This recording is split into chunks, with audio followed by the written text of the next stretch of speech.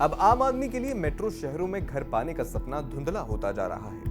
ताजा आंकड़ों को देखें तो दिल्ली, नोएडा, बेंगलुरु जैसे देश के बड़े बड़े शहरों में निर्माण लागत यानी कंस्ट्रक्शन कॉस्ट ऐतिहासिक ऊंचाई पर पहुंच गई है। मुंबई का ही उदाहरण ले लें तो लग्जरी आवास की निर्माण लागत अब 5,000 रुपए प्रति वर्ग फुट को पार कर गई है। Real estate consultancy firm Anarock के आंकड़ों के मुताबिक निर्माण लागत में पिछले 5 सालों के दौरान 40% का उछाल आया है।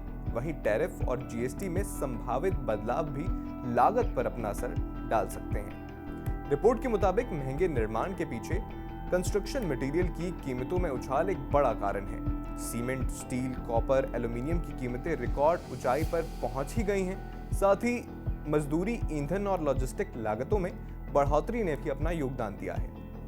2025 में शहरों के हिसाब से देखें तो मुंबई में एक किफायती घर की निर्माण लागत 2,500 से 4,500 रुपए के बीच में है, जबकि मिड रेंज में ये 3,500 से 5,000, जबकि लग्जरी में ये 5,000 को पार कर जाती है।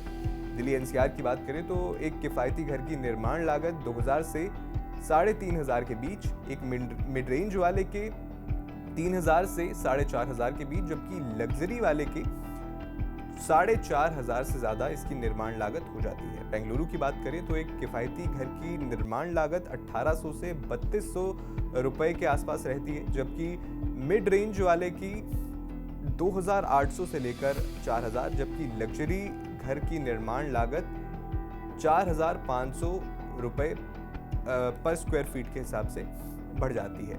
ज्यादातर डेवलपर्स बढ़ी हुई इनपुट कॉस्ट का बोझ भी अपने खरीदारों पर ही डालते हैं। इसकी वजह से हाल के आंकड़ों से पता चलता है कि कुल इनपुट लागत में बढ़ोतरी का कम से कम 5 से 6% सीधे घर की कीमतों में दिखाई देता है। किफायती घरों में 500 रुपए से 800 रुपए प्रति वर्ग फुट की बढ़ोतरी भी खरीदारों की पहुंच को बुरी तरह से प्रभावित कर सकती है, क्योंकि 5 लाख रुपए की बढ़ोतरी खरीदारों के लिए एक बड़ा अतिरिक्त बोझ है। इसके अलावा अमेरिकी राष्ट्रपति डोनाल्ड ट्रंप ने टैरिफ लगाने का जो ऐलान किया है, उससे भी निर्माण लागत पर असर होना तय है। आयातित स्टील, एल्यूमीनियम और फिनिशिंग पर प्रस्तावित 25 से 50% टैरिफ निर्माण लागत को और बढ़ा सकता है। एक राहत की बात यह है कि सीमेंट जैसे मटेरियल पर जीएसटी में 28% से 18% की प्रस्तावित कटौती निर्माण लागत को मामूली रूप से कम भी कर सकती है। फिलहाल आपका इस वीडियो पर क्या कहना है, हमें कमेंट बॉक्स में जरूर बताएं।